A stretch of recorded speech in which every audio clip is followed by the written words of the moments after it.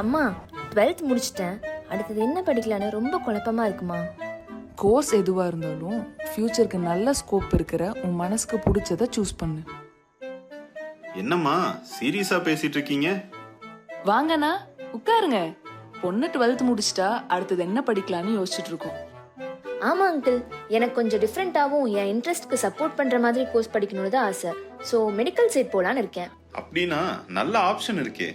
மெடிசன்ல MBBS மட்டும் இல்லம்மா, BSc clinical psychology படிச்சா மனநலம் தொடர்பான பிரச்சனை இருக்கவங்களுக்கு உதவி செய்யலாம்.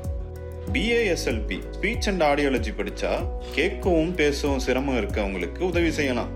அது போல கார்டியாக் டெக்னாலஜி படிச்சா இதய நோயாளிகளின் டயக்னோசிஸ் மற்றும் ட்ரீட்மெண்ட்ல முக்கிய பொறுப்பு நம்ம கிட்ட தான் இருக்கும்.